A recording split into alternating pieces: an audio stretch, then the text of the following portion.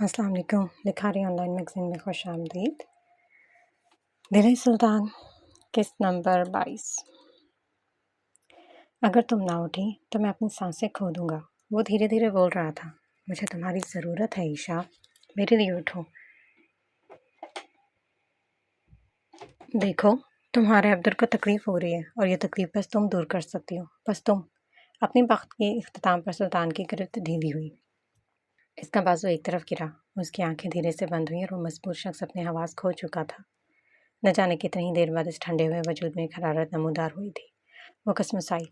उसके सर में दर्द के जमाके उठ रहे थे। ईशा ने अपनी आंखें बमुश्किल खोलते खुद को इसके हिसार में कैद पाया। उसकी खुद ही आंखें धीरे धीरे बड़ी होती गई। एक पल बाद वो पूरी आंखें खोले उसे यूं बेजान पड़ा देख रही थी। वो एकदम से इसके फासले पर हुई। आसपास देखने पर इसका खून हर जगह फैला उसकी आंखों में घूम गया।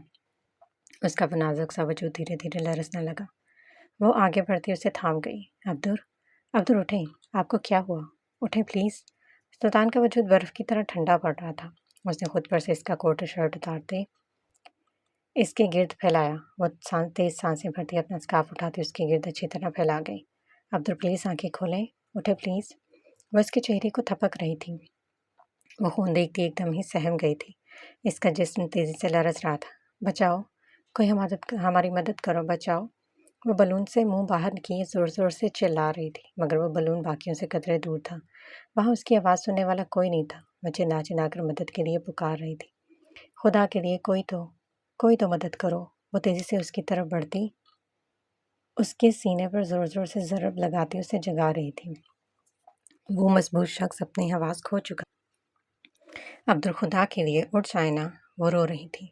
बुलंद आवाज़ में रोती वो अपने चारों तरफ अंधेरा गहरा होता महसूस कर रही थी। ईशा ने बढ़कर उसे अपनी आगोश में भरा और इसके बड़े से वजूद को खुद में छुपाए ज़ोर ज़ोर से रोती हुई मदद के लिए पुकार रही थी। अब्दुल, अपनी आंखें खोलें, खुदा के लिए, प्लीज़। ईशा ने उसकी पेशानी से सर टिकाते बुलंद आवाज़ में कहा। वो बलून की ज़मीन पर बैठी उसे अपनी आगोश में भरे सर्दी से कांप रही थी। इसका फैला हुआ खून अब खुश्क हो रहा था। वो उसे बार बार जगाने की कोशिश करती आखिर थक चुकी थी। वो खुद पर जब्त खो चुकी थी। वो बुलंद आवाज़ में रोती इस जान से ज़्यादा अजीज शख्स को यूं बेजान देखकर चीख रही थी। इस गहरे अंधेरे में एक तरफ से रोशनी इसकी आंखों के सामने लहराई। ईशा ने बलून से थोड़ा उठकर देखा। वहाँ कुछ लोग हाथों में टॉर्च पकड़े इधर उधर घुमा रहे थे। मदद करो, कोई तो हमारी मदद करो। वो बुलंद आवाज़ में पुकार रही थी। यगी ने अपने हाथ में पकड़ी टॉर्च उस तरफ घुमाई। उसने अपने मोबाइल पर एक निगाह घुमाते उसकी तरफ कदम बढ़ाए। आदि उसके पीछे दौड़ता हुआ उस जगह पहुंचा। वो रो रही थी।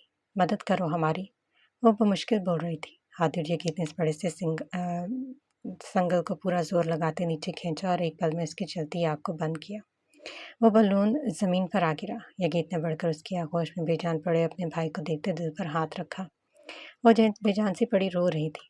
भाई, उसे बचा दे प्लीज़, भाई, उसे उसे फिक्र मत करें, उसे कुछ नहीं होगा। यगीत ने आगे बढ़कर उसके दुरुस्त करते इसके सीने पर कान धरते एक तशक्कुर भरी सांस खारिज की।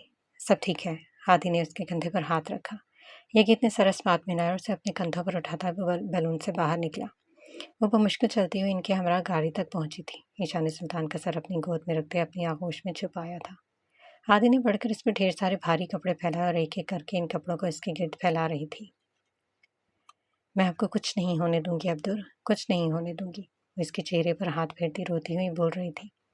फिक्र मत भार्गवी, हम बस हॉस्पिटल पहुंचने वाले, हमारे शरीर को कुछ नहीं होगा। आप खुद को संभालें, उसे कुछ नहीं होगा। हाँ अब्दुल। वो उसकी एक गहरी आह भरती उसकी पेशानी पर अपने लब रखे।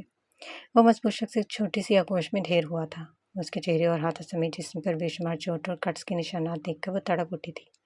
उसकी पेशानी से लब उठाती हुई उसकी प्यारी आंखों पर रख ली। ईशा आपको कुछ नहीं होने देगी अब्दुल। मैं अपनी जान आपको दे दूंगी, मगर आपको कुछ नहीं होने दूंगी। इसके आंसू इस आंखों से निकलकर इसके विजयी चेहरे को भिगो रहे थे। यगीत ने उसे अपने कंधों पर उठाते स्ट्रेचर पर लटाया। उसे खून से लथपथ देखकर वो खुद पर काबू खो चुकी थी।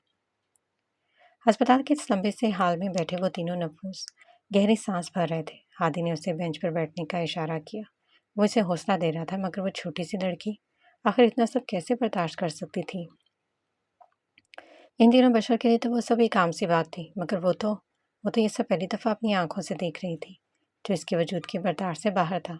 वो बेंच पर बैठी बार-बार अस्पताल के कमरे की तरफ निगाह दौड़ाती मुसलसल रोती अपने रब से फरियाद कर रही थी। मेरे अल्लाह जी, मेरे अब्दुल को बचा रहे, मैं इसके बगैर मर जाऊँगी। वो चेहरा हाथों में लिए दुआ करती मुसलसल रो रही थी। लेकिन धीरे से इसके करीब बैठा। भाभी, आपसे एक बात कहूँ? उसने गर्दन घुमाकर उसकी तरफ देखा। ये इसकी रूटीन है, इसे कुछ भी नहीं होगा।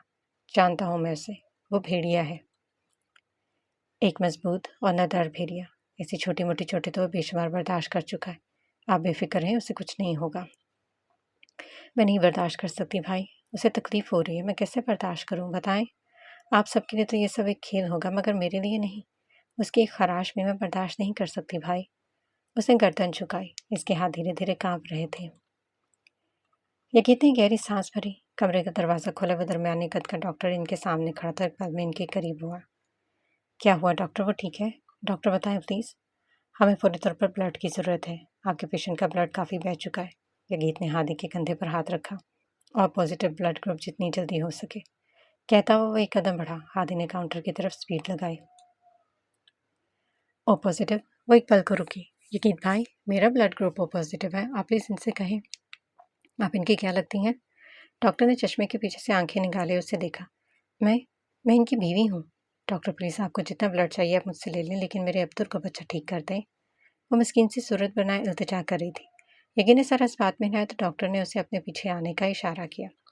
चलें, मेरे साथ आए। पहले आपकी क्रॉस मैचिंग करनी पड़ेगी। अगर मैच हुआ तो फिर हमें कहीं और से ढूंढने की ज़रूरत नहीं। कुछ नर्सों के हाले में वो बेड पर लेटी गहरी सांसें भर रही थी। छोटा सा सैंपल चंद मिनटों में ही चेक होने जा चुका था। वो बार बार अपनी आंखों से निकलते आंसू पोंछती ये गीत ने हाथी के कंधे पर हाथ रखते एक मुस्कुराहट दर्शा दी। हाँ, खुश हूँ मैं, हमारे इस पागल इंसान के लिए। देख जरा वो छोटी सी लड़की किस कदर चाहती है इसे, कैसे वो तड़प रही है इसके लिए। कसम से हाथी, जब इसके लिए से यूं फिक्रमंद होता देखता हो ना, तो अपने दिल पर हाथ रखते आंखें मीचे दिल खुश हो जाता है। आखिर कोई तो है जो हमारे इस सरभरे भेड़िए को संभाल सकती है, इसे बदल सकती है। यह गीत इसकी बात पर हाथी की मुस्कुराहट गहरी हुई। हाँ ना, वो है तो छोटी सी मगर खुद से इतने बड़े और इस कदर मजबूत इंसान को ये एक लम्हे में ढेर कर सकती है। दोनों बेवक्त मुस्कुराए। क्रॉस मैच का रिजल्ट पॉजिटिव देखकर वो तशक्कुर भरी सांस भरा। इंजेक्शन से कोसों डरने वाली वो नाजुक लड़की इससे कुछ फासले पर लेटी अपने जिस्म से निकलता खून का हर कतरा इसके मजबूत जिस्म में मुंतकिल होता देख रही थी। स्क्रीन पर चलती, कभी बढ़ती तो कभी कम होती उसकी धड़कनें देखती वो आंखें आंसुओं से तर कर गई। मेरी वजह से। आह। वो गहरी सांस भरती उसके चेहरे पर बेजान निशानात देखते अपने वजूद में चुभन महसूस कर रही थी। वो छोटी लड़की कितनी ही बड़ी हो गई थी।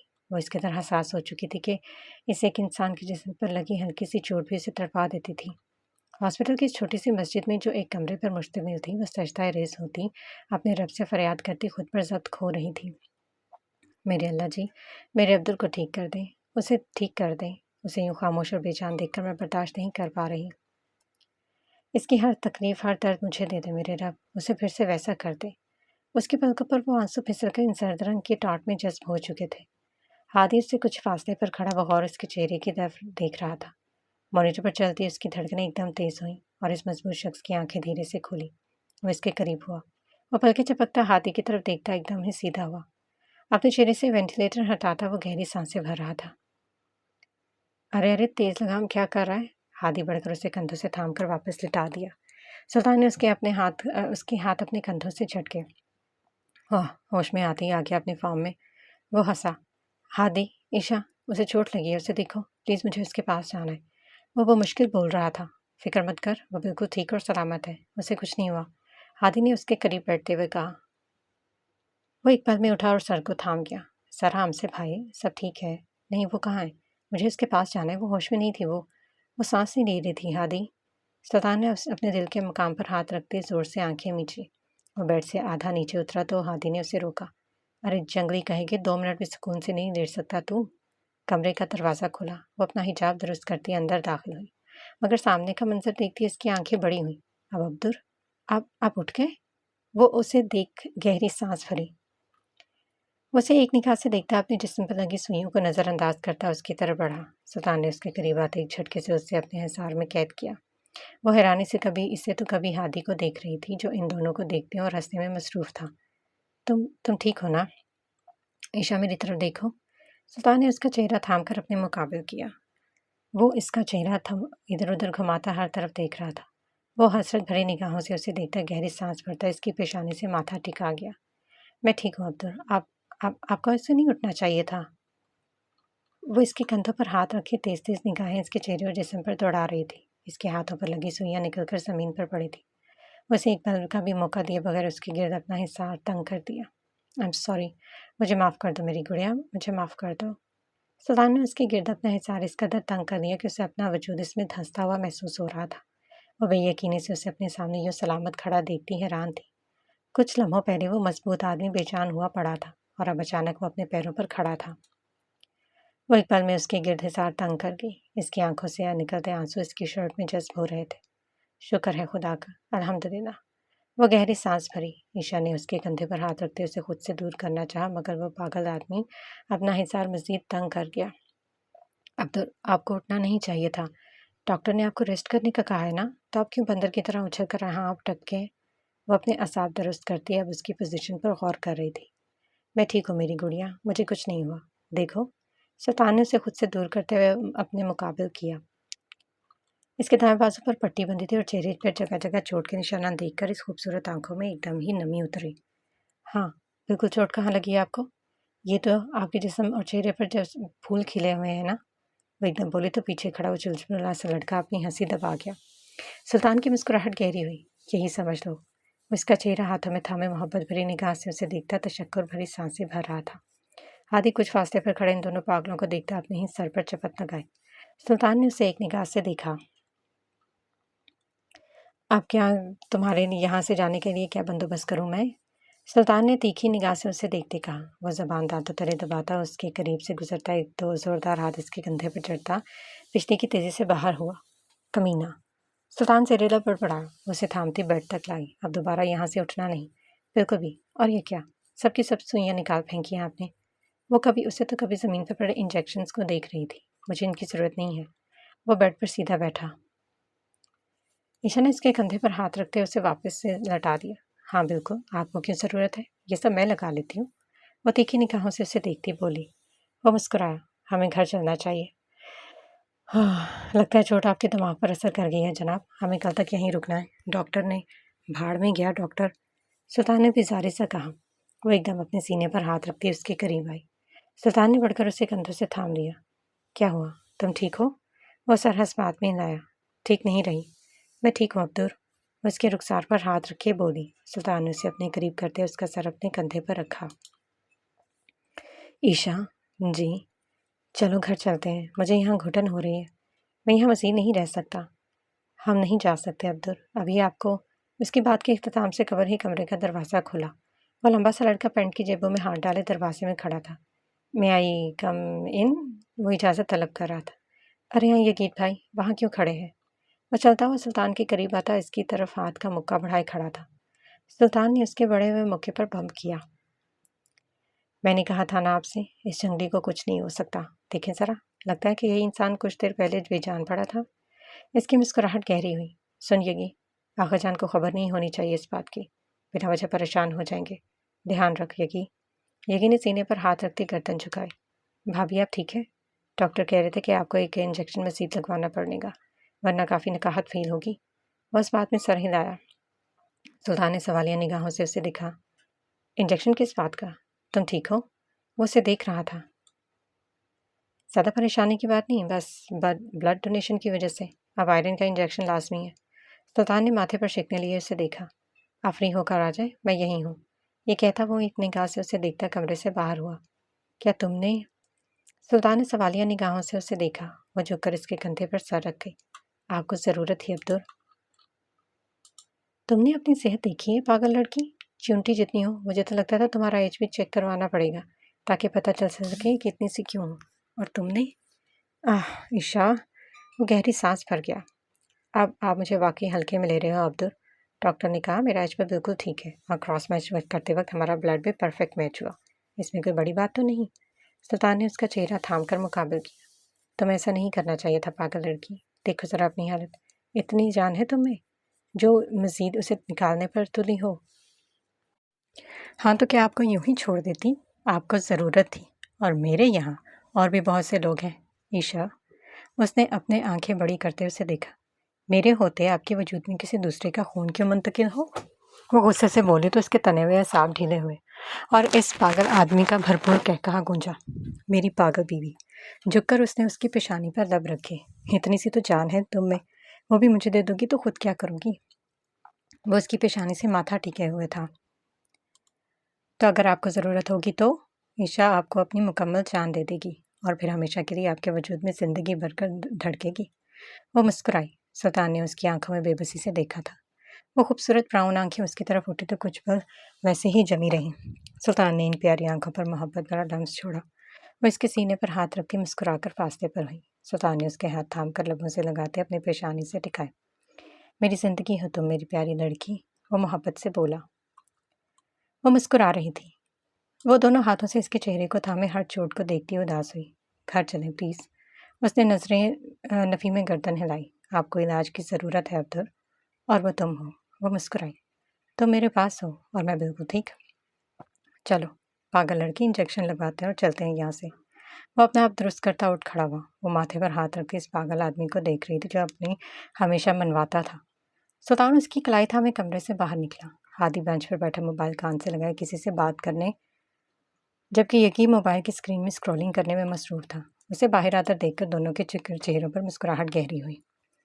ये हुआ है ना हमारा भेड़िया, सलामत रहो। यकीन ने दोनों हाथ हवा में उठाते चहक कर कहा, साला जंगली कहीं का, कोई चोट इस पर करती है सर? हादी अपनी जगह से उठता बड़बड़ाता इसके नजदीक आया। डॉक्टर के लाख मना करने के बावजूद वो पागल आदमी बस कुछ घंटों में ही अस्पताल से बाहर निकला था। वो इसलिए गाड़ी में बैठते अपना बाजू दुरुस्त करता इसका सर अपने कंधे पर रखा। ईशा ने एक टेढ़ी निगाह से उसे देखा। वो सही होती एक हाथ अपनी गोद में रखे उसे देख रही थी और वो इसका पागल आदमी मुस्कुराता इसकी छोटी सी गोद में सर रखे लेटा था। वो मुसलसल उसके चेहरे की तरफ देखता मुस्कुरा रहा था। ईशा ने उसकी आंखों पर हाथ रखा और उसका वो हाथ थाम कर अपने सीने पर उसने रखा। एक तशक्कुर वाली सांस खारिज करते हुए मुस्कुरा दिया। मगर इसके मोम हुए वजूद पर सुल्तान एक दफ़ा फिर से हावी हुआ था। सुल्तान, वो रात का बादशाह, वो ज़ख्मी भेड़िया, और अब वो इसके हाथ लगने वाले हर इंसान को फनाह कर देने वाला था। एक तवील सफ़र के बाद वो दोनों अपने फ्लैट में दाखिल होते एक गहरी सांस भर गए। यकीत और आदि उसे छोड़कर जा चुके थे। इनके लाख कहने पर भी सुल्तान ने रुकने से मना किया था। मगर उसके वो लागर थोड़ी हुए जो इसका ख्याल रखने वो 2 बॉडीगार्ड लाज़मी हो। वो जानते थे कि अपने सरफिरे जंगली को उसे बेड पर लिटाते हुए कमरे से बाहर की तरफ बढ़ी। सुल्तान ने उसकी कलाई थामते उसे अपने करीब किया। इस वक्त मुझे बस तुम्हारी ज़रूरत है ईशा, और किसी चीज़ की नहीं। बस मेरे पास रहो, मैं यही हूँ। पानी पियेंगे आप? सुल्तान ने इस बात में सर हिलाया तो वो किचन से पानी का जग भरती वापस कमरे में आती इसके सामने बैठी। वो इसका हिजाब उतार कर एक तरफ रखता इसके चेहरे पर हाथ रखे गहरी निगाहों से उसे देख रहा था। कमज़ोर लग रही हो, वह हंसी। मैं ठीक हो जाऊंगी। आप क्यों परेशान हो रहे हैं? कैसे परेशान ना हूँ पागल लड़की? इतना सा खून में है तुम में और वो भी तुम मुझे दे चुकी हो। तो क्या हुआ? कभी मुझे ज़रूरत है तो आप मेरा वाला मुझे वापस कर देना। वो हाथ झलाती बोली, और कभी ऐसा क्यों होगा? मेरे होते तुम्हें इसकी ज़रूरत क्यों पड़ेगी भला? वो मुस्कुराई। सुल्तान ने उसे करीब करते अपनी आगोश में भरा। आई एम सॉरी मेरी गुड़िया, ये सब मेरी वजह से। वो रुका। वो छोटा सा हाथ इसके लबों पर था। बस अब इसके बारे में कोई जिक्र नहीं। मैं नहीं चाहती वो तकलीफ दे, पर वो सब कुछ दोबारा से मेरे सामने हो। प्लीज़ सुल्तान। वो इसके गिर्द हिसार तंग कर रही थी। मैं तुम्हें कुछ नहीं होने दूंगा। मैं जानती हूँ आपके होते मुझे कुछ नहीं हो सकता। कुछ देर वो खामोशी से इन बेतरतीब होती धड़कनों को महसूस करती पुरसकून हुई थी। अब्दुल, जी मेरी गुड़िया, मैं मैं डर गई थी। आप आपको यूं बेजान देखकर मेरी सांसें रुक जाती है सुल्तान। वो आप भर गई। सुल्तान ने उसका चेहरा अपने सामने किया। लड़की, जानती हो ना मुझे कुछ नहीं हो सकता। अमर हूँ। वो आईब्रो उठाए बोला, आप हैं, मैं तो नहीं। इन प्यारी आंखों में उतरी नमी देखकर इसके माथे पर सलवटें उभरी। देखो, अब यूं मत करो, थोड़ी देर तो अमर रहने दो मुझे। वो उसके आंसू समेटता शरारत से मुस्कुराया। वो उसे बगौर देख रही थी। एक हैंडसम चेहरे पर जा बजा चोट के निशान उससे बेसकून कर रहे थे। तुम ठीक हो ना? वो उसकी पेशानी से सर टिकाए बोला। उसने सर बस बात में हिलाया। बिल्कुल ठीक हो। क्या तुम मुझे बता सकते हो वो लोग कितने थे? सुल्तान ने लब भींचे। मुझे याद नहीं सुल्तान। आखिरी दफ़ा आपको देखा और उसके बाद जब मेरी आँख खुली तो भी आपको अपने करीब पाया। इसके बीच मुझे कुछ याद नहीं। वो उससे फासले पर होते इसके दाएं बाजू पर पट्टी बंदी को दुरुस्त कर रही थी। आपको गोली लगी थी और आप एक नन्हा सा आंसू उसके रुखसार पर फिसल गया। बिल्कुल ठीक हूँ मैं। देखो, वो सीधा हुआ और इस आंसू को अपनी मजबूत उंगलियों में कैद कर दिया। यूं परेशान मत हुआ करो। तुम बहादुर हो ईशा, तुम सुल्तान की बीवी हो। बहादुरी तुम्हारे खून में है। इस तरह छोटी छोटी बातों पर परेशान होकर डर कर यूं आंसू बहाओगी तो मैं कमज़ोर पड़ जाऊंगा।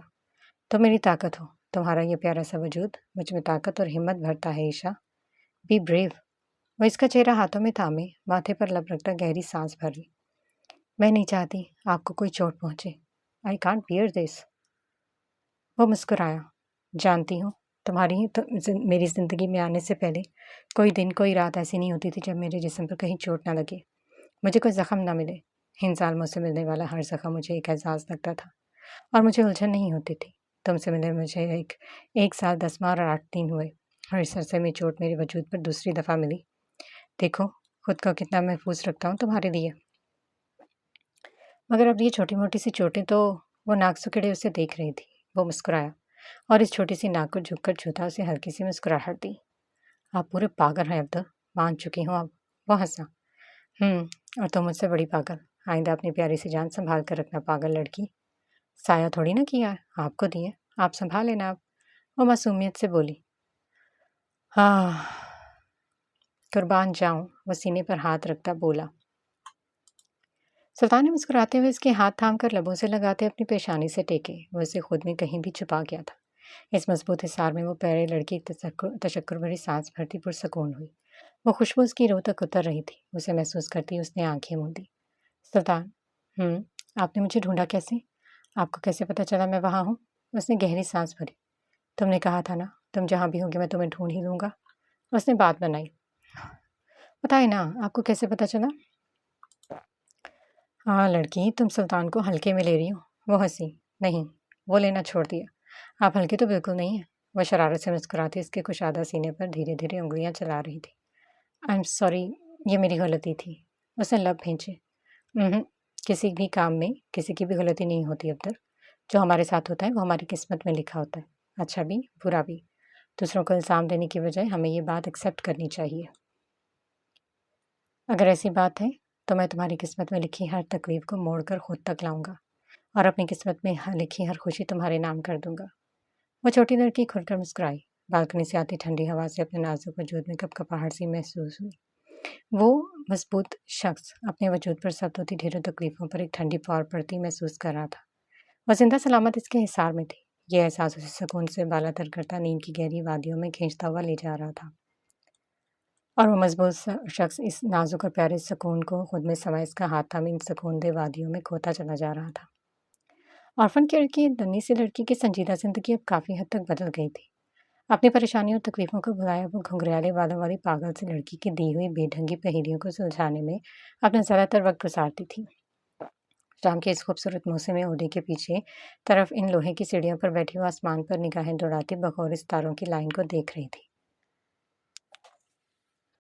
आखिर साथ का क्या मतलब है? क्या चीज़ है वो? वो उलझ रही थी मगर वो हार मानने वालों में से नहीं थी और ये बात उसने बहुत ही छोटी उम्र में सीख ली थी।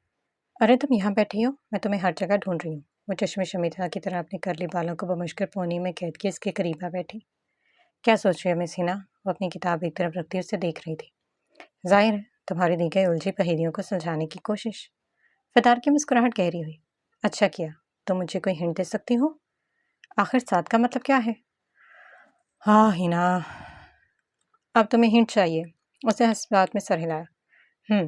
ठीक है, तो ज़रा ध्यान दो। इस दुनिया में ऐसी कौन सी चीज़ें हैं जो 7 की तादाद में हैं?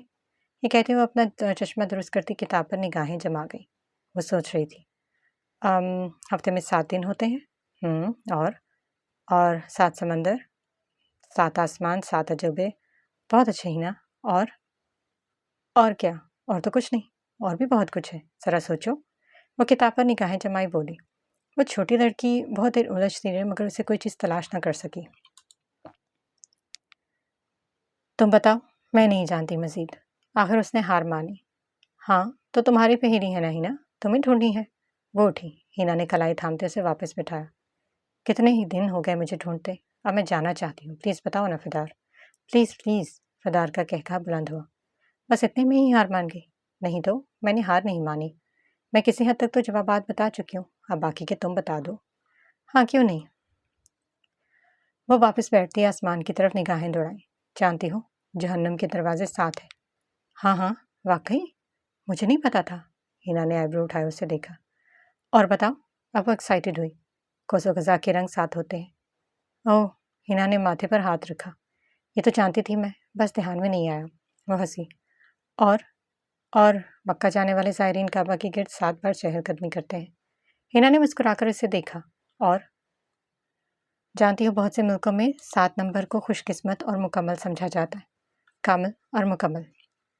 थोड़ी पर हाथ रखी उसकी जवाबात सुनती खुश हो रही थी। और भी है क्या? हिना ने उसे चुप होते देखकर पूछा। एक बात पूछो तुमसे। हाँ ना, पूछो। क्या तुमने बाइबल पढ़ी है? बाइबल नहीं तो मैं भला वो क्यों पढ़ूंगी? जानती हो, बाइबल में 7 नंबर तकमील या कामलियत को जाहिर करता है। और एक जगह जिक्र है कि अल्लाह पाक ने ये दुनिया 6 दिनों में बनाई और 7वें दिन आराम फरमाया। फतार ने आसमान की तरफ देखते अपना चश्मा दुरुस्त किया।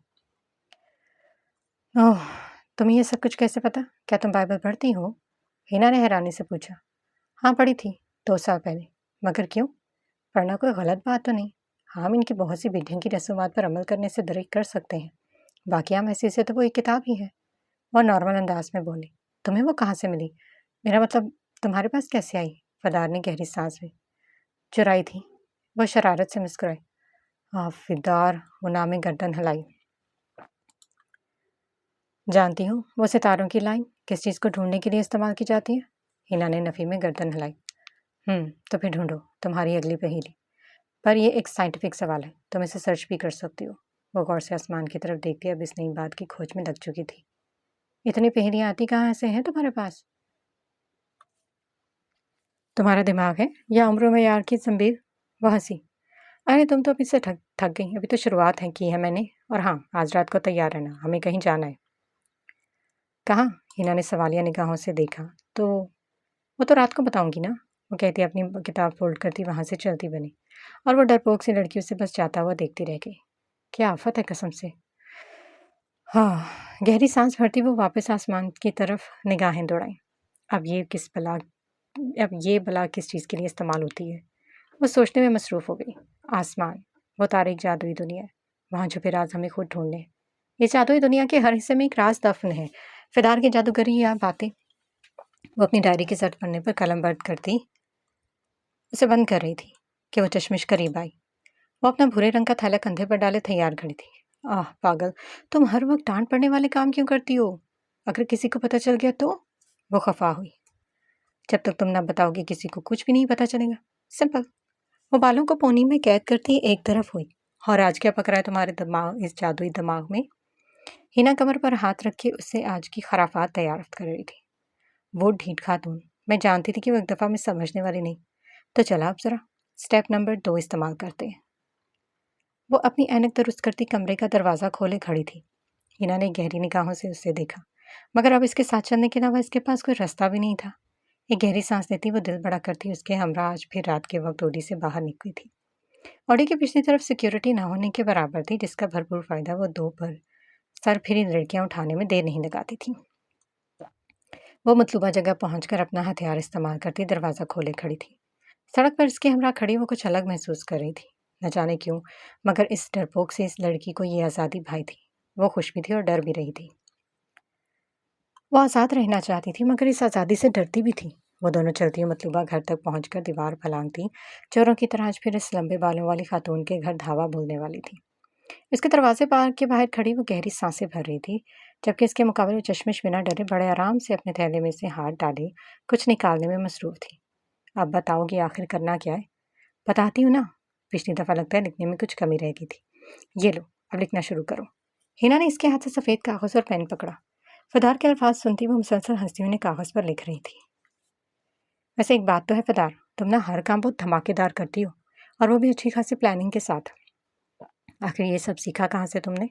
लगता है तुम्हारी ट्रेनिंग अच्छी हुई है। वो हंसती हुई खत फोल्ड करती उसे थमा गई। काफ़ी लंबी कहानी है मिसीना, किसी दिन तफसील से बताऊंगी। चलो अब इस चुड़ैल की नींद हराम करते हैं। वो धीरे से इसके कमरे का दरवाज़ा खोले अंदर दाखिल हुई। वो तीखे नाक वाली खातून हाथ में एक स्लैब पकड़े आड़ी लेटी सोने में मसरूफ थी। हिना और फदार ने इसके हाथ में पकड़ी स्लैब देखते वह मुश्किल अपनी हंसी दबाई। ये तो क्रिश्चियन है हिना, तुमने बताया नहीं। हाँ, तुमने पूछा ही कब। हाँ, ये क्रिश्चियन है और देखो जरा। हिना ने मुंह पर हाथ रखते हंसी दबाई। हिना, भागने के लिए तैयार रहना। जब मैं कहूँ तुम दीवार से कूद जाना, मैं बाद में आ जाऊंगी। हिना ने सवालिया निगाहों से उसे देखा। फदार ने अपने थैले में हाथ डालकर एक सफ़ेद कपड़ा निकाला और सूट पेंट निकालकर अब वो उसे इस सफ़ेद कपड़े पर लगा रही थी। हिना करीब खड़ी सर खुजाती इस कार्रवाई को बगौर देखने में मसरूफ थी। लकड़ी की इस दीवार पे उसने वो खत रखते इस पर एक छोटा सा चाकू घूम दिया। अपने थैले से ब्लैक कलर का चौक निकाले वो इसके एंड ऊपर इसका निशान, क्रॉस का निशान बना रही थी। हिना की निगाहें अपने पीछे मस्त सोती इस अजीब खातून पर थी। वो कभी उसे देखती तो कभी अपने सामने खड़ी इस पागल लड़की को जो बेखबर अपना काम करने में मसरूफ थी। अच्छा, अब ऐसा करो, तुम निकलो यहाँ से। एक आधा और काम करना, इसके बाद मैं तुम्हें इस गली में मिलूंगी। ठीक है, अब जाओ। मैं तुम्हें ऐसे यहाँ छोड़कर कैसे भाग जाऊँ पागल। हाँ हिना, भागना पड़ेगा इसलिए, और तुम तो कछुए की छोटी बहन हो। अब सवाल मत करो और निकलो जल्दी। इसकी बात सुनती वह इस बात में सर हिलाती कमरे से बाहर जा खड़ी हुई। पता ने फिर से अपने थैले में हाथ डाला तो इसे देखते हिना ने माथे पर जोरदार हाथ मारा। एक तो इसका ये थैला, पता नहीं क्या चीज़ है। एक निगाह देखती वो दीवार के सामने जा खड़ी हुई। उस चश्मिश ने एक निगाह सोई हुई मखलूक पर डाली और शरीर से मुस्कुराहट लिए वो उस सफ़ेद कपड़े को ज़मीन पर रखती माचिस जला इसके एक सिरे पर आग लगा चुकी थी। वो धीरे धीरे आग बढ़ती उस कपड़े को अपने लपेट में ले रही थी। फदार ने एक कोने से वो कपड़ा पकड़ते इसके बेड के करीब ले जाते एक कोने पर फेंका। अब खाओ हम लोगों का हक, लालची खातून। तुम्हारा पाला भी फदार से पड़ा है। कब्र तक तुम्हें जान नहीं छोड़ूंगी। तुम्हारे तो गढ़े मुर्दे भी उखाड़ फेंकूंगी मैं। जानती नहीं हो तुम आखिर किससे पंगा ले चुकी हो। वो जोर से हंसी तो इस सोई हुई खातून की आंख खुली। उसने एकदम अपने बेड के करीब जलते हुए इस कपड़े फिर अचानक एक ही निगाह अपने सामने कुछ फासले पर खड़े इस काले रंग के ह्योले को देखा और एक जोरदार चीख इस लकड़ी के कमरे में गूंजी। फदार ने जोर सा कहका लगाते कमरे की तरफ बाहर की तरफ दौड़ लगाई। कौन हो तुम? Oh lord, protect me from this evil. Heavenly Father, I ask you for divine protection. Shield me from these devil spirits. Oh Lord. वो जोर जोर से चीखती बेड के कोने से लगी सामने का मंजर देखती हैरान और परेशान होती अपने हाथ में पकड़ी स्लैब सामने करती ऊंची आवाज में दुआ कर रही थी। कमरे का दरवाजा बंद हुआ तो एकदम से उठती इस कपड़े को बेड से दूर फेंकती दरवाजे की तरफ बढ़ी। इतने में वो तेज लगाम दीवार फलांगती गली के कोने की तरफ मुड़ चुकी थी। हिना ने उसे भागते एक अजीब सी निगाह देखा। पागल लड़की, क्या करके आई हो तुम?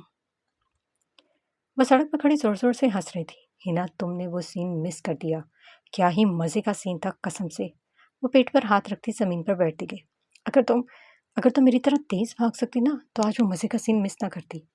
वो जोर से हंस रही थी जबकि हिना कमर पर हाथ रखे उसे यूं पागलों की तरह हंसते देखकर चपत लगाई। पागल, अब बताओगी भी कि आखिर हुआ क्या है? जानती हो ना, वो मुझे डेमल समझ रही थी। वो हंसती हुई जमीन पर हुई और वो इसकी ज़बान में मुझे भस्म करने के लिए वजीफ़ा पढ़ रही थी, मुझसे पनाह मांग रही थी। वो गुस्से से उसे देख रही थी। इसके अल्फाज पर एकदम ही उसकी हंसी छूटी। वाकई, हाँ ना, कसम से वो बहुत डरपोक है। हाँ, जान लिया मैंने। अब तो काम और भी आसान हो गया। हिना हंसती हुई इसके करीब ज़मीन पर बैठी इस पागल सी लड़की को देखने और हंसने में मसरूफ़ थी। कसम से पता नहीं क्या चूज़ हो तुम फदार। वाकई वो ठीक पढ़ रही थी। फदार का कहकहा बुलंद हुआ। एक खाली सड़क पर ज़मीन पर सोए वो दोनों अपनी अपनी कार्रवाई पर लोटपोट हो रही थी। अब कुछ असर होगा, देखना ज़रा। जितना वो डर गई थी ना, लगता है बस एक दो बार ही मज़ीद करने पड़ेंगे और फिर भी तीखे नाक वाली लालची कदम सीधा ट्रैक पर आएगी। वो हंसती हुई उठी, हिना को हाथ का सहारा देते उसे खड़ा करती और फनकेर की तरफ बढ़ी। इस छोटे से दरवाजे के करीब हिना ने इसका हाथ थामा। सुनो। वो वापस मड़ी। चलो ना, थोड़ी देर इस तरफ चलते हैं। पता नहीं क्यों मेरा दिल कर रहा है थोड़ी देर यहाँ वहाँ घूमने का। हाँ हाँ, तो आखिर आ ही गई ना मेरी लाइन पर तुम भी। फदार उसे शरारत से कंधा मारती इसका हाथ थामती चल दी। सड़कों पर जलते बुझते बल्ब अपनी रोशनी हर तरफ फैलाए हुए थे। वो डर भी रही थी और इंजॉय भी कर रही थी। फदार ने एक निगाह इसके डरते चेहरे पर दौड़ाई। डरो मत, मैं हूं ना, मेरे होते तुम्हें डरने की जरूरत नहीं। तुम जानती नहीं मुझे अभी, मिस हिना। वो चश्मा दुरुस्त करते बोले तो हिना की रुकी हुई सांसें बहाल हुई। जानती हो, मैं यूं बहुत अरसे बाद बाहर आई हूँ। वो बस तुम्हारे साथ।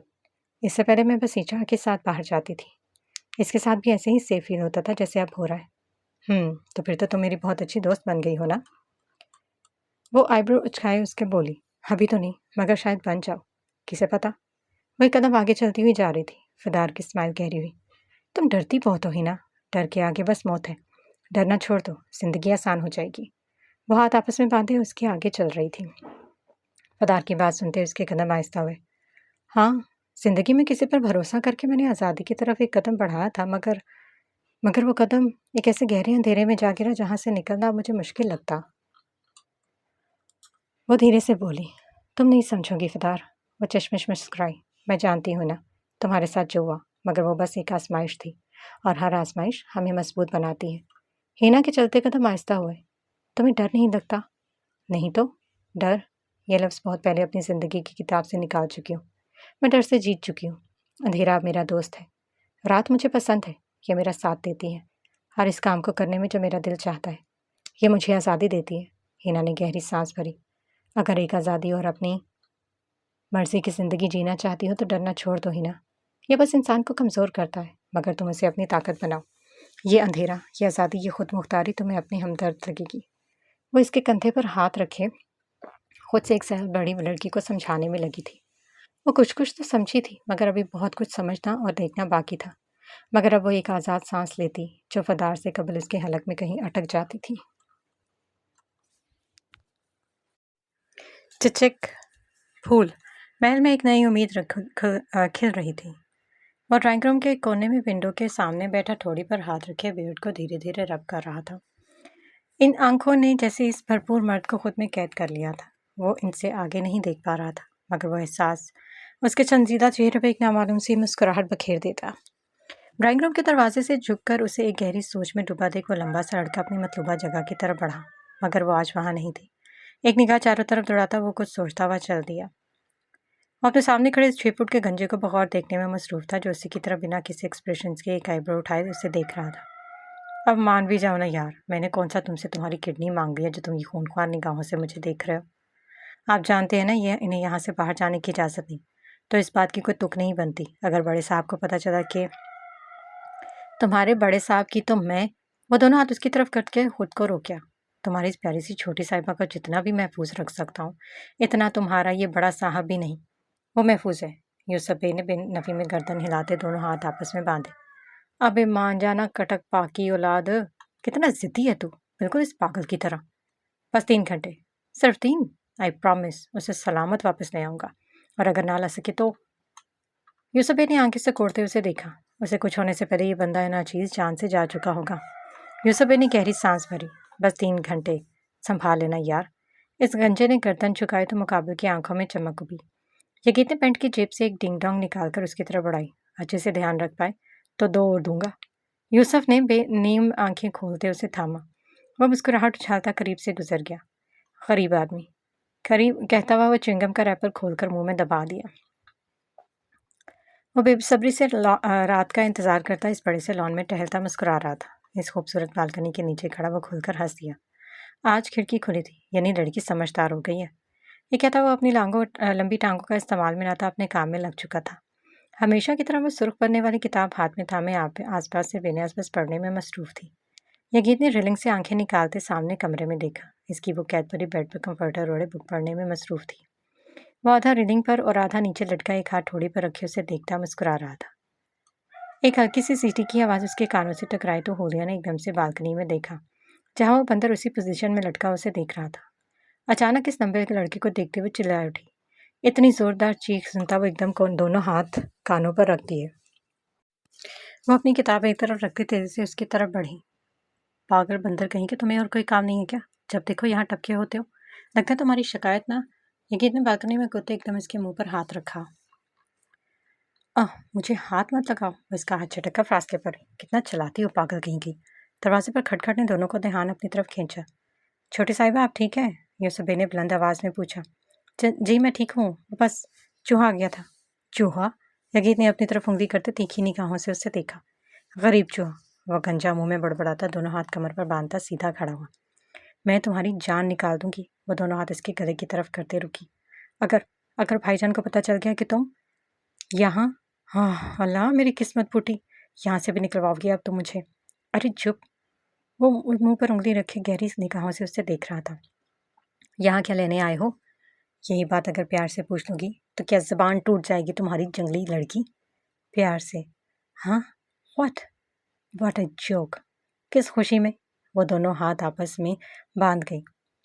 वो इसलिए कि अब अगले मज़ीद 3 घंटे तुम अपने ये बंधे हुए पर फैलाने वाली हो। कैद परी। वो मुस्कुराया। होलिया ने सवालिया निगाहों से उसे देखा। क्या मतलब? हाँ, मतलब मैं भी समझाऊं? वो कमर पर हाथ रखता रुख मोड़ा। समझाऊंगा, पहले अपना वो कोट पहनो, बाहर काफ़ी सर्दी है, और चलो। कहाँ? तुम पागल हो क्या? हाँ, काफ़ी ज़्यादा। वो इसका कोट पकड़े उसके गिर्द फैला रहा था। होली एक झटके से अपना कोट पकड़े अपने गिर्द फैलाया।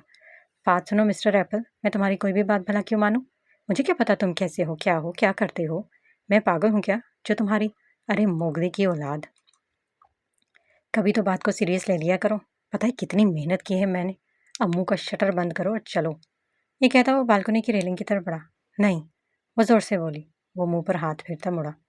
देखो मिस हुलिया, जिंदगी के कुछ पल जीने के लिए कुछ वक्त की मोहलत देकर आया हूँ तुम्हारे लिए। इसे रायगा मत जाने दो। मुझ पर भरोसा करके तो देखो। तुम्हें कुछ भी नहीं होने दूंगा।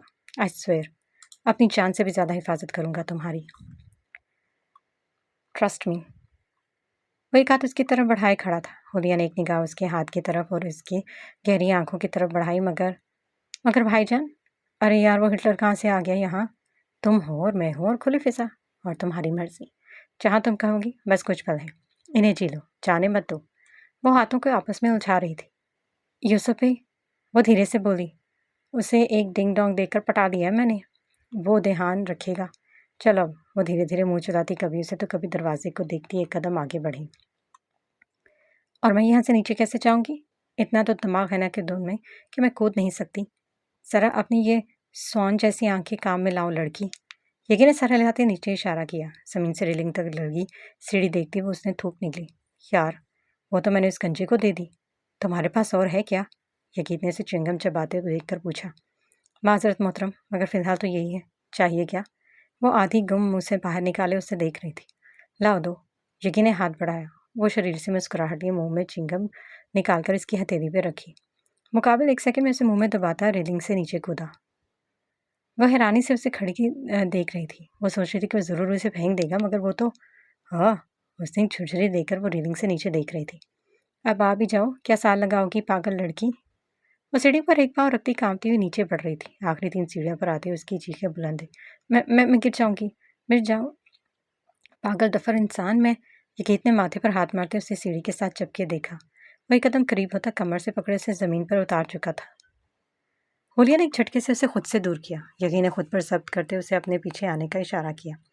वो एक निगाह चारों तरफ दौड़ाती धीरे धीरे इसके पीछे चल दी। बैक गेट पर आते ही वहां लगा एक बड़ा सा ताला। होलिया ने उसकी पुष्ट पर जोरदार मुक्का जोड़ दिया। इडियट, अब यह क्या तुम्हारे फरिश्ते खोलेंगे? बड़े हाथ चलते हैं तुम्हारे, जंगली लड़की। तुम्हें क्या लगता है बिना बंदोबस्त के आया हूँ? इतना कच्चा समझती हो मुझे? यकीन तक को। हाँ, बड़ा आया एप्पल कहीं का। वो बड़बड़ाई। यज्ञ ने जेब से चाबी निकालकर ताले में घुराया। वो खुलता गया। दरवाज़ा खुला और एक तेज हवा का झोंका इस नाजुक से वजूद को हिलाता हुआ गुजरा। वो गहरी सांस भरी। वो सड़क पर खड़ा उसे देख रहा था। अब क्या बग्गी लाऊं महारानी के लिए?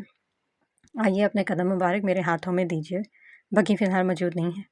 वह तंजिया निगाह से देखता बोला। बड़ी जबान चलती है तुम्हारी, कसम से।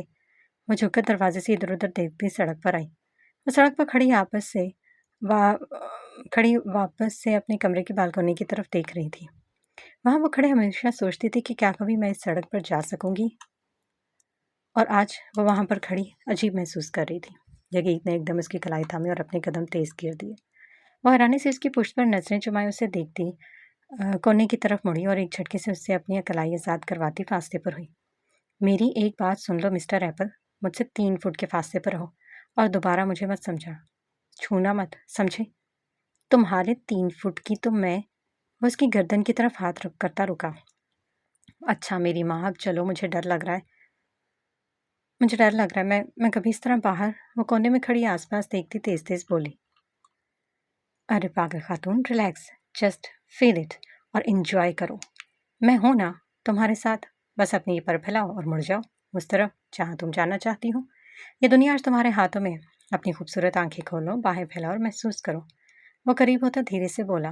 वो पागल सी लड़की अपने वजूद में कपकपाहट सी महसूस करती, गहरी सांस भरती, उसे एक कदम की आगे चल दी। वो चलती जा रही थी, धीरे धीरे चलती वो मुस्कुराई।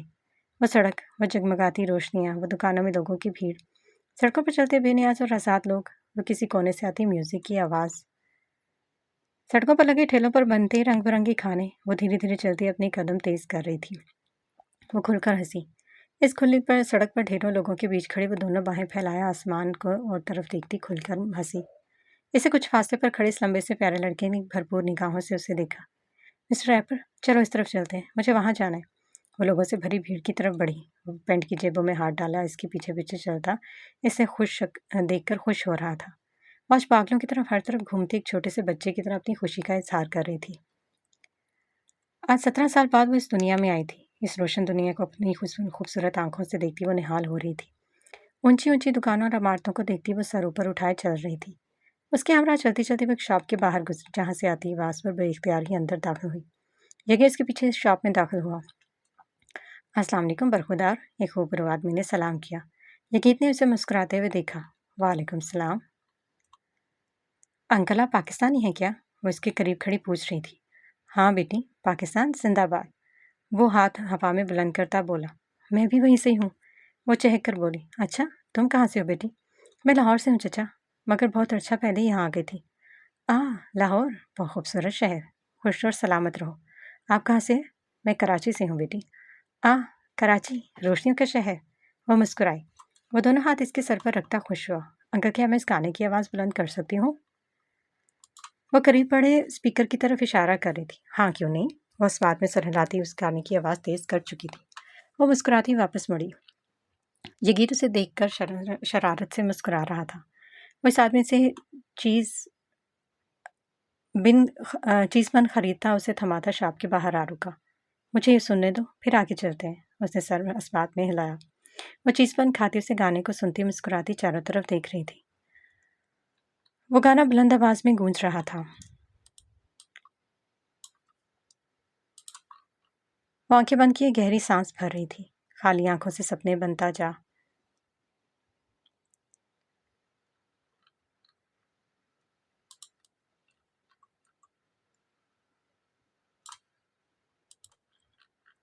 हुलिया ने जोर से सांस भरी। उसकी आंखों में एक चमक थी और मुकाबल को बस वो चमक ही चाहिए थी। वो गाने के इख्तिताम पर शॉपकीपर को अल्लाह हाफिज कहती चल दी। वो दोनों चलते चलते इस्तकलाल स्ट्रीट पर पहुंचे। जानती हो ये कौन सी जगह है? वो गौर से हर तरफ देख रही थी। मेरे ख्याल से इस्तकलाल स्ट्रीट। मैंने सुना था वहाँ बहुत रश होता है और यहाँ ट्राम भी होती है। वो ट्राम लाइन पर खड़ी थी। उसने सर आसमान में लाया। इसके करीब से गुजरते लोग जा बजा इससे टकरा रहे थे। वो इनसे बेशतर एक तरफ होती, दोनों हाथ आपस में बांधे। वह मुस्कुराया। चलो चलते हैं। वो आगे बढ़ा, जबकि वो भीड़ को देखती वहीं खड़ी थी। यगीत ने एक निगाह से उसे देखा। उसने अपना हाथ उसकी तरफ बढ़ाया। वो नफ़ी में गर्दन हिलाई। यगीत ने गहरी सांस भरते अपनी जेब से रुमाल निकालते उसका एक कोना अपने हाथ में पकड़ाते उसे एक तरफ बढ़ाया। इसे थाम दो और बस मेरे पीछे पीछे चलो, इस भीड़ से निकलकर फिर जहाँ तुम चाहो। वो एक कदम आगे बढ़ते रुमाल का एक कोना थामा। यगीत ने उसे फोल्ड करते अपने करीब करते कदम बढ़ाया। इसकी कुशादा पुष्ट को तकती हुए उससे बस कुछ इंच के फासले पर चलती उसे देखती मुस्कुरा रही थी। तकसीम स्कर्ट से कुछ ही फासले पर खड़ी वो बेयकीनी से उसे देखती बच्चों की तरह खुश हो रही थी। वाओ! उसने रुमाल का कोना मजबूती से थामा। वो इसे छोड़ नहीं रही थी। मुकाबल वो प्यारा लड़का दिल से खुश था। वो आम सी शक्ल सूरत वाली लड़की उसे अपने पीछे यूं दुनिया से बेनियाज सा बेखबर सा चलने पर मजबूर कर रही थी। वो थक नहीं रही थी, वो रुक नहीं रही थी, वो बस चलती जा रही थी, मुस्कुराती, हंसती। वो नीली आंखों वाली लड़की उस एक डिम्पल वाले पागल से लड़के को खुद पर फिदा होने पर मजबूर कर रही थी। सेंस वेस्टर्न चीज़ केक हाथ में थामे वो दोनों सड़क के किनारे बैठे थे। हल्दिया ने एक निगाह से उसे देखा। तुम यहाँ कितनी दफ़ा आ चुके हो? मेरा मतलब, तुम तो जब चाहो यहाँ आ सकते हो और कहीं भी जा सकते हो। वो केक खाती उसे देख रही थी। और अब तुम भी जब चाहो यहाँ आ सकती हो, कहीं भी जा सकती हो। वो खुलकर हंसी। उसकी आंखों में एक तार में देखने में मसरूफ़ था।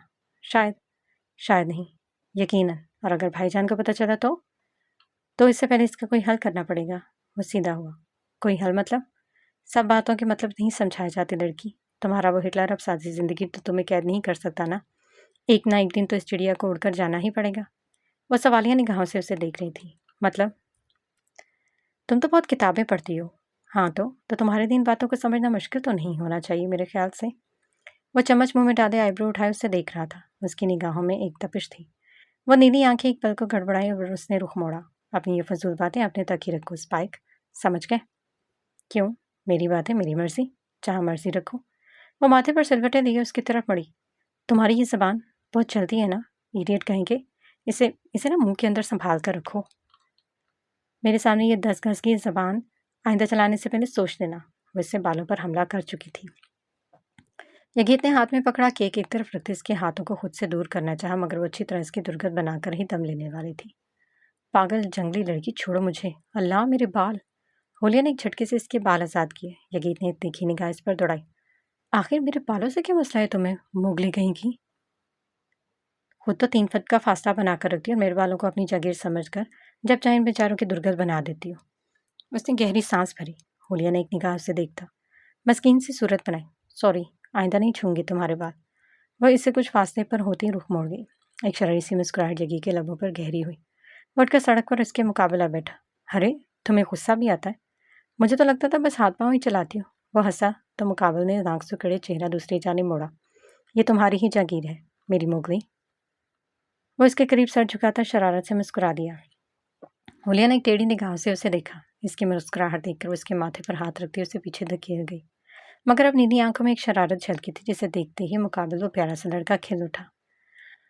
इधर उधर टहलते इस गंजे की निगाह सामने से आते अपने बॉस पर पड़ी तो उसने मुंह में चलती च्युइंगम को ब्रेक लगाई। मरहबा उस्मान बे। मरहबा। होलिया कैसी है? जी वो बिल्कुल ठीक है, सो रही हैं। बेहतर। उठे तो उसे मेरा पैगाम देना। यूसुफ ने जबान दांतों तले दबा दी। जो हुक्म जनाब। उस्मान बे ने गहरी सांस भरी और कदम मोड़ता वहां से चल दिया। इसकी रुकिंग गम फिर से चल पड़ी। वो गर्दन झुकाए सीरियस चेहरा बनाए अपनी पोजीशन में खड़ा हुआ। जिंदगी के वो कुछ घंटे उसने अपनी मर्जी से जिए थे, आज़ादी से, बिना किसी रोक टोक, बिना किसी पाबंदी के। वो उड़ रही थी और इसके वो पर संभालने वाला प्यारा लड़का उसे एक नया एहसास दे रहा था। अपने बड़े से महल के इस लॉन में अपनी बालकनी के नीचे खड़ी वो कोट की जेबों में हाथ डाले उसे देख रही थी। शुक्र। हाँ, बस शुक्रिया मत कहना। इसके बोलने से पहले वो एकदम बोला। वो क्यों? शुक्रिया नहीं चाहिए प्यारी। तो फिर? वाइब्रो उठाए बोली। यगीत ने करीब होते सर झुकाया। वो मुस्कुराहट दबाती रुख मोड़ गई। इडियट। वो तो हूँ पर वो सीधी हुई। पर बस अपनी स्मोगली का कुछ ज़्यादा ही फ्री नहीं हो रहे तुम? वो मुस्कुराहट दबा गई। हाँ तो फ्री होना अच्छी बात है मेरे ख्याल से। हर वक्त किताबी कीड़ा बना रहना बोरिंग। अब निकलो यहाँ से। वो उंगली घुमाती बोली। सालिम लड़की, अगर यही प्यार से कह दो तो? मेरा नहीं ख्याल कि तुम्हारी ये मंडिक जैसी आंखें छोटी हो जाएंगी। प्यार से कहने पर भी तुम यहाँ से जाओगे और गुस्से से कहूँगी तब भी तुम जाओगे। दोनों सूरतों में, सेम केस में। तो फिर? वो हंसा। नो प्रीति। प्यार से कहोगी तो दिल, ये गीत ने दिल के मकाम पर उंगली रखी। ये खुश होगा। वो मुस्कुराई। चलो अब निकलो यहाँ से। उसने फिर से गुस्से से कहा। ये गीत ने दिल पर हाथ रखते उसे थपका। सारी लड़की, तोड़ने में बस 1 सेकंड लगाती हो। कोई नहीं, हिसाब लूंगा कभी। निकलो। वो आईब्रो उठाए खड़ी थी। ध्यान से जाना, गिरविर मत जाना कहीं। मैं नहीं हूँगा तुम्हें बचाने के लिए। होलिया ने एक नज़र सीढ़ी को देखते थोड़ निकला। वो हंसा और कदम मोड़ता वहां से गायब हुआ। वो एक गहरी सांस भरती सीढ़ी के करीब आ रुकी, मगर अल्लाह का नाम लेती वो एक एक सीढ़ी धीरे धीरे चढ़ती आखिर बालकनी तक पहुंच गई। अंदर कूदते उसने तशक्कुर भरी सांस खारिज की। मेरी मोगली। वो खुलकर हंसी। इडियट, टफर कहीं का। वो हंसती बेड पर धराम से गिरी। कितना ही अलग एहसास आज उसने महसूस किया। वह एहसास, सुकून, वो बयान नहीं कर सकती। कुछ सोचते हुए उसने अपनी नीली डायरी थामी और हर लफ्ज़ पर उसकी आंखों में चमक और चेहरे पर मुस्कुराहट गहरी हुई। कलम रोकती, वो अपनी तहरीर पढ़ती, खुलकर हंसी और अगले पल इन शीत जैसी आंखों में एक समंदर उमड़ आया। जैसे वो पहुंचना नहीं चाहती, वो इसे रोकना नहीं चाहती थी। इन आंसुओं में उसकी तमाम तकलीफें और कसक बह निकली थी। वो डायरी सीने से लगाए आंखें मूंद गई। एक सुकून उसे अपने अंदर तक उतरता महसूस हुआ। वो पागल सा डिम्पल उसकी आंखों के सामने लहराता उसे हंसने पर मजबूर कर रहा था और वो हंसती चली जा रही थी। इस बोरिंग से ऑफिस में एक बेजार निगाह आसपास दौड़ाती वह लैपटॉप पर उंगलियां चढ़ा रही थी। मरवा ने एक निगाह साथ वाले कैबिन पर दौड़ाई, मगर अब वहां वो प्यारी लड़की नहीं थी। एकदम ही वो आबिदीदा सी हुई। एक गहरी सांस भरती वो फाइल हाथ में थामे अपने बॉस के ऑफिस की तरफ बढ़ी। मैं आई कम इन सर? वो झुककर इजाज़त तलब कर रही थी।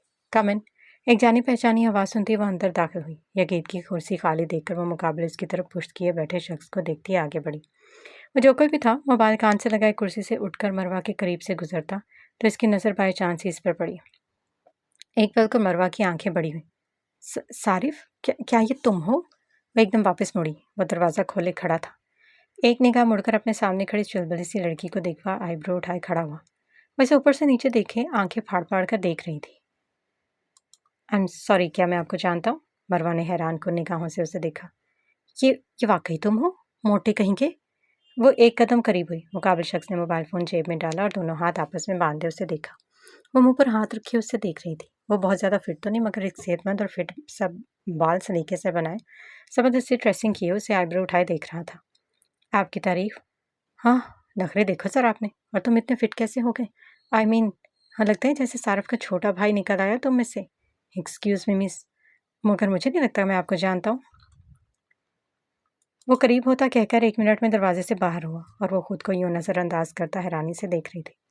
देखो ज़रा, चूंटी के भी पर निकल आए। वो ज़ोर से फाइल टेबल पर फेंकती, दोनों हाथ आपस में बांधे। कैबिन में बैठा अच्छा भला हेल्दी लड़का देखने में तो हमेशा ही अच्छी पर्सनैलिटी का हामिल था, मगर अब इसकी हल्की सी फिटनेस ने उसे मजीद निखार दिया था। वो एक निगाह से उसे जाता देखती अपनी कुर्सी घसीट कर बैठी। वैसे कैबिन में बैठा अपना काम में मसरूफ था। मरवा की निगाह बार बार इस पर जा ठहरती, मगर वो खुद को पुरसकून करती अपने काम में मसरूफ हुई। मुकाबले के चेहरे पर एक शरारत सी मुस्कुराहट दौड़ी। वो छोटी सी लड़की एकदम से इतनी जिम्मेदारियां संभालती कुछ थक सी गई थी। मामूल से बरक्स इसका वो निकम्मश और घर के कामों में इसकी मदद नहीं करवा पाता था। सुल्तान एक निगाह दरवाजे से बाहर झांकते उसे देखा। वो बालों को कमर पर गराए डस्टिंग करने में मसरूफ थी। वो प्यारे से बाल अजीब तरह से बिखरे हुए थे। कुछ बालों को कैचर में मुकीद किए वो मुसलसल अपने काम में मसरूफ थी।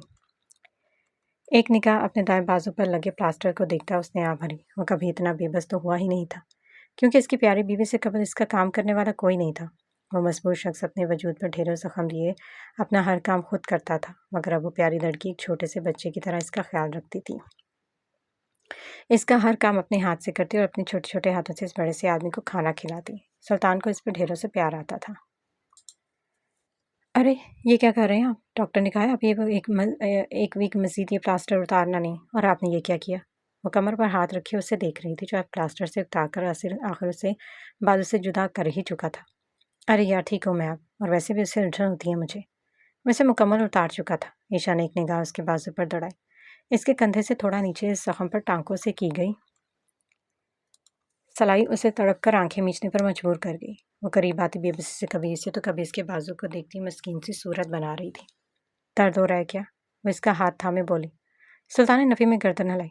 सच में? मैं बिल्कुल ठीक हूँ लड़की, इतना परेशान ना हुआ करो। सुल्तान ने उसके सर पर हाथ रखे थपकी दी। ईशा की निगाह बेड पर पड़ी, ब्लैक शर्ट और फुल सूट पर पड़ी। उसे तीखी निगाह सामने खड़े इस लंबे चौड़े शख्स पर दौड़ाई। कहाँ की तैयारी हो रही है? वो मुस्कुराया। बहुत सारे काम रुके हुए हैं गुड़िया, अब मज़ीद वक्त ज़ाया नहीं कर सकता। वो बेड की तरफ मुड़ा। आपकी तबीयत भी बिल्कुल ठीक नहीं हुई अब्दुल। कुछ दिन ऑफिस नहीं जाएंगे तो क्या हो जाएगा? वैसे भी हाथी भाई और आईगल वहाँ सब संभाल तो रहे हैं। आपका जाना क्या? सर, एक झटका लगने पर उसकी बात हलक में ही रुक अटक गई। वो उसने गहरी सांस भरी। सुल्तान ने उसके खुद में छुपाए सर की पुष्ट पर हाथ रखे धीरे से सहलाया। मत जाए ना, वो आहिस्ता से बोली। जल्दी आ जाऊंगा। मत जाए प्यारी लड़की, इतने प्यार से कहूँगी तो कैसे जाऊँगा? वो मुस्कुराए।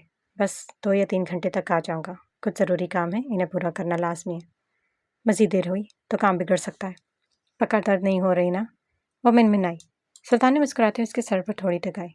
नहीं, नाश्ता करके जाइएगा। वो उसके सीने पर हाथ रखती फासले पर हुई। वो दिल पर हाथ रखता गर्दन झुका गया। पेशानी पे बेतरतीबी से बाल गिराए वो ठोड़ी पर हाथ रखे बगौर उसे देख रहा था। ईशा ने टेढ़ी निगाहों से उसे देखा। नाश्ता नहीं करेंगे क्या? वो मुस्कुराया। सुल्तान ने उसके हाथ पर टच किया। बकौल आपके, अब तो आप बिल्कुल ठीक है ना, तो खुद खा भी सकते हैं। वो मुस्कुराहट दबाती खाने में मसरूफ़ हुई। फिर तो हाथ को जख्मी करना पड़ेगा ना, तुम प्यार से खिलाओगी तो सही। ईशा ने तीखी निगाहों से उसे देखा और फिर से खाने में मसरूफ़ हुई। सुल्तान ने टेबल पर सर रखते उसे देखा। अब दूर, अब बच्चे थोड़ी ना है जब मैं अब आपको अपने हाथों से खिलाऊं। वो शरारत से मुस्कुराई। तो किसने कहा था मेरी आदत बिगाड़ने को? मना किया था ना मैंने। मत इतने लाड उठाओ मेरे, बिगड़ जाऊंगा। मगर तब तो तुमने मेरी नहीं सुनी। अब अब क्या करूं मैं? वो मासूम सी शक्ल बनाए बोला तो इस प्यारी सी लड़की को अपने इस प्यारे आदमी पर ढेरों प्यार आया। वो खुलकर हंसी। वो दिल पर हाथ रखे टेबल पर सर रखे उसे पलके झपकते देख रहा था। ड्रामेबाज। वो बड़बड़ाती हुई नवाला बनाकर उसकी तरफ बढ़ाई। मुकाबले शख्स ने छोटे से बच्चे की तरह खुश होते इसके हाथ से नवाला मुंह में भरा। इसके बाएं रुखसार पर जख्मों के निशानात देखती वो हाथ की पुर्श उसके रुखसार पर रख करती गर्दन टेढ़ी किए उसे देख रही थी। वो मुस्कुराता उससे उठकर एक कदम बढ़ा। अगले ही पल कदम वापस मोड़ता, झुककर इसके रुखसार पर लब रखता वो नाजुक सा रुखसार रुख करता, शरारत से मुस्कुराता चल दिया। पागल आदमी, वो मुस्कुराई। कितने ही दिनों के बाद वो यूं खुद तैयार होता देख रही थी उसे। कुछ दिनों पहले तक तो वो इसका हर काम खुद करती थी। इसके वजूद पर जख्मों की तादाद इतनी थी कि वो देखती बेख्तियार ही रो देती। वो खुद पर जब्त नहीं कर पाती थी। सुल्तान ने शर्ट के बटन बंद करते एक निगाह इस पर दौड़ाई। वो बेड पर बैठी एक ही तार में उसे देखने में मसरूफ थी। सुल्तान ने बाल खराब करते उसे देखा। वो करीब आई, उसके बाल बना रही थी, मगर मामूल के बरक्स आज वह इन प्यारी आंखों में तसल्ली से झांक रही थी। आज अपना बहुत ख्याल रखना और वापस जल्दी आ जाना, मैं इंतज़ार करूंगी। वो मुस्कुराया। और कोई भी उल्टा सीधा काम नहीं, समझे? सुल्तान ने मुस्कुराहट दबाई। उल्टा सीधा काम? लड़की, तुम्हारा शौहर एक शरीफ आदमी, उल्टे सीधे काम नहीं करता। हाँ, जानती नहीं ना जैसे मैं तुम्हें। वो आंखें बड़ी किए उसे देख रही थी। क्या जानती हो ज़रा बताना मुझे। सुल्तान ने उसके गिर्द हिसार तंग किया। यही कि तुम एक उल्टे इंसान हो, सर फिरे, पागल, बिना सोचे समझे कुछ भी कर देने वाले। और वो करीब हुआ। और तुम? मैं। सुल्तान ने धीरे से उसके रुखसार पर पेशानी टिकाई। ईशा ने उसके सीने पर दोनों हाथ रखते उसे रोका। उसने अपनी पेशानी को हरकत देते इसके सुर्ख होते रुखसार पर रब की। वो सख्ती से आंखें मीच गई। इस पागल आदमी की गर्म सांसें उसे चेहरे पर महसूस हो रही थी। वो आंखें मूंदे उसे मजीद करीब कर गया। अब अब्दुल, आपको जाना नहीं है क्या? वो जोर लगाकर उससे कुछ फासले पर रही तो उसने मुस्कुराहट दबाई। वह प्यारे से रुखसार टमाटर की तरह सुर्ख होते उसे हंसने पर मजबूर कर रहे थे। निकम्मी कहीं की। वो नामी गर्दन हिलाता उसे आज़ाद किया। इन्हें बांध लो पागल लड़की, वरना मैं जा नहीं पाऊंगा। मैं इसके बाल थामे चेहरे के करीब करता एक गहरी सांस भरता बोला। वह माथे पर चपत लगाती बालों का जूड़ा बनाए कमरे से बाहर निकली। मौसम में हल्की खनकी देखती वो फ्रेश होती हाल में मौजूद बालकनी तक आई। हल्के गीले बालों को कमर पर गिराए वो बाल फूलों के करीब आती इन्हें छू रही थी। कुछ मुरझा चुके थे जबकि कुछ अपनी पूरी आबोताब से खिल रहे थे। वो सफ़ेद फूल मुरझा चुके थे। वह अफसरदगी से उन्हें देख रही थी। वो खूबसूरत से फूल एक अजीब सी हालत लिए एक तरफ गिरे, उसके फ्रेश चेहरे पर उदासी बखेर गए। दरवाजे की घंटी ने शोर मचाया तो ईशा का ध्यान भटका। आ गया क्या? मगर वो घंटी क्यों बजाएगा?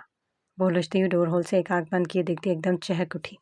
सामने को दरवाज़ा खोलते ही खड़े नफूस को देखते हुए झटके से उसे गले जा लगी। मरवा, यार तुम्हें कितना मिस किया जानती हो। अरे पागल, सांस तो लेने दो। वो इसके गले लगी उछल रही थी। अंदर आओ ना। वो इसके हाथ थामे अंदर लाई। मरवा के चेहरे पर बजे 12 देखते ईशा ने उसे जोरदार कोहनी की सरब लगाई। क्या बात है, ये इतनी प्यारी सी शक्ल पर 13 क्यों बज रहे हैं? अरे यार, क्या बताऊं तुम्हें। वो धड़ाम से सोफे पर गिरा। ईशा इसके करीब बैठते ठोड़ी पर हाथ रखे उसे देख रही थी। मरवा ने अपने साथ होने वाली आज की वाकया तफसील से उसकी गोश गुजार दिया, जिसे सुनते ही वो मुंह पर हाथ रखे जोर जोर से हंसती लोटपोट हो रही थी। ईशा की बच्ची, बजाय मेरे दुख भरी दास्तान पर अफसुर्दा होने की तुम बत्तीसी निकाल रही हो। मरवा, अब तुमने बात ही ऐसी की है। वो मुसलसल हंस रही थी। कसम न की एक नंबर की वो हो तुम। उसने रुख मोड़ा। मोटा कहीं का, थोड़ा फिट क्या हो गया, ऐसे इग्नोर मार रहा था मुझे। कसम से दिल किया उठाकर पटक दी उसे मैं। हाँ, समझ क्या रहा था खुद को? मुझे पहचानने से इनकार? हाँ। वो दोनों हाथ हवा में उठाए गुस्से में बड़बड़ा रही थी, जबकि वो शरारती लड़की खसियानी सी हंसी उछालती उसे मजीद चिढ़ा रही थी। तो तुम इतना भड़क क्यों रही हो? तुम भी इग्नोर मारो ज़रा, उसे भी तो पता चले ना, आखिर मरवा हो तुम। ईशा ने जोश से कहा तो वो एकदम सीधी हुई। हाँ ना, ठीक कहा तुमने। इसे तो अब लाइन पर मैं लाऊंगी, मोटा कहीं का। वो बाल झटकती उसके कंधे पर सर रखा। अरे ये छोड़ो, अब्दुल भाई कैसे हैं? हाँ, इसे क्या होगा भला। लोहे का आदमी मिला मुझे। लोहे का? मजाल है कोई जख्म कोई चोट इस पर असर करती हो। कसम से पता नहीं क्या चीज़ हो। वो झुरझुरी लेकर रह गई तो मरवा के चेहरे पर शरीर से मुस्कुराहट गहरी। ऐसे ही है वो, सख्त, न डर और सर फिरे। वो दिल ही दिल में सोचती खुश हुई। और तुम्हें तो खुश होना चाहिए ना। खुश तो हूँ मरवा, मगर क्या? कभी कभी मुझे बहुत डर लगता है। डर किस बात का? ईशा ने झुककर इसके कंधे पर सर रखा। मेरी वजह से वो बहुत मुश्किल में फंस जाता है, हमेशा ही। उसे कितनी तकलीफ बर्दाश्त करनी पड़ती है मरवा। जानती हो, उस दिन उसकी हालत देखकर वो जोर से आंखें मीच गई। फिक्र मत करो, अब्दुल भाई को तुम अच्छे से जानती हो, ये तो उनकी रूटीन है ईशा। जानती हूँ, मगर मैं चाहती हूँ वो एक नॉर्मल ज़िंदगी गुजारे। एक नॉर्मल ज़िंदगी? मरवा ने इसके सर पर थपकी दी। सब ठीक हो जाएगा, फिक्र मत करो। तुम बहुत अच्छी हो मरवा। वो मुस्कुराई। अच्छी तो हूँ मगर फ़िलहाल भूखी हूँ। सीधा ऑफ़िस से यहाँ तुम्हें अपनी दुःख भरी दास्तान सुनाने आई हूँ। और जानती आज गुस्से में मैंने कुछ खाया भी नहीं। ईशा का कहकहा बुलंद हुआ। इसमें इस बेचारे पेट की क्या गलती भला? हाँ ना, अब अफ़सोस हो रहा है। आई एम सॉरी डियर पेट, तुम्हें बिना वजह ही भूखा रहना पड़ा। वह अपनी फ़ार्म में आती उस उदास परी को खुलकर हँसने पर मजबूर कर रही थी। वो मकरूर चेहरे पर हमेशा की तरह तड़कता भड़कता गुस्सा सजाए पैंट की जेबों में हाथ डाले अपने खुफिया अड्डे की तरफ बढ़ रहा था। यगीत इससे 4 कदम के फासले पर भागता हुआ दरवाज़ा खोले अंदर दाखिल हुआ जहाँ वो 6 आदमी आड़े टेढ़े पड़े दर्द से तड़प रहे थे। चलो बच्चों, बहुत होगी एंजॉयमेंट, अब्बू आ गए हैं।